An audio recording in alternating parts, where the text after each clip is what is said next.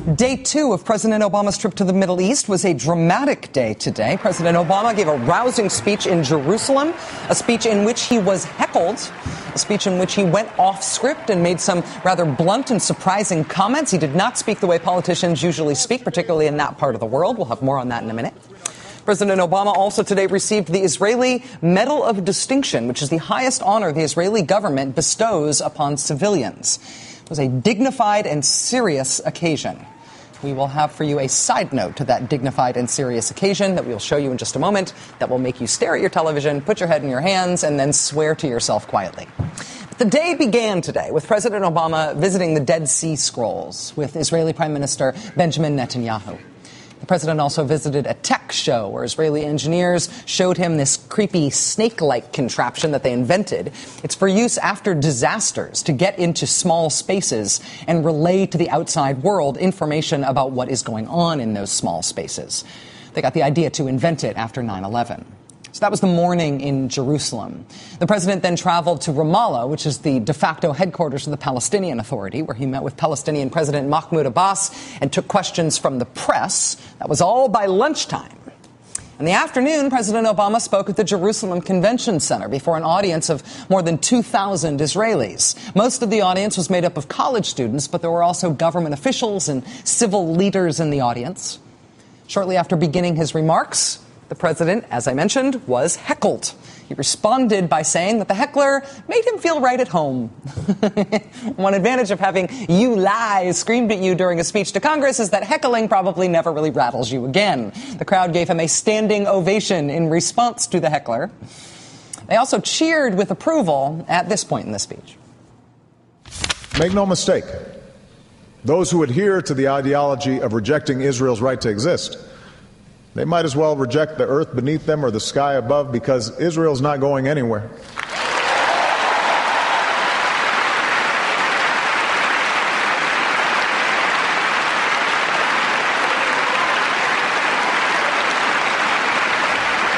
Now, it makes sense that these young Israelis would be so appreciative of America's president making such strong statements and support like that, right, about their state. Israel is surrounded by hostile regimes.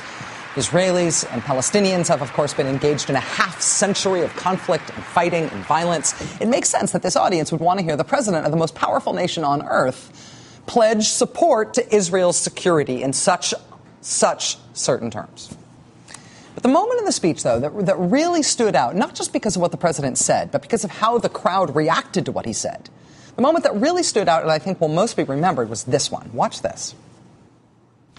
I'm going off script here for a second, but before I came here, I met with a group of young Palestinians from the age of 15 to 22. And talking to them, they weren't that different from my daughters. They weren't that different from your daughters or sons.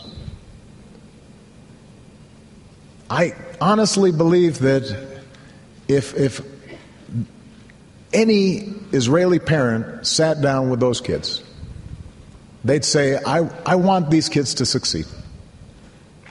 I want them to prosper. I want them to have opportunities just like my kids do. I believe that's what Israeli parents would want for these kids if they had a chance to listen to them and talk to them. I believe that. President Obama asking Israelis to put themselves in Palestinian shoes, to look at the world through their eyes. That is not an easy ask for either side of the conflict, right? But those were the words he used. He said it was not fair at one point today that a Palestinian child cannot grow up in a state of his or her own. He called for peace as a means toward not just political stability, but economic stability. And the Israeli audience cheered and applauded throughout those remarks and then gave him a giant, sustained standing ovation at the end. If you ever feel like the conversation over there about the conflict they're living through is more nuanced and even more sane than the conversation over here about the conflict they are living through, on days like today, you are correct in that assessment. Which brings us to this.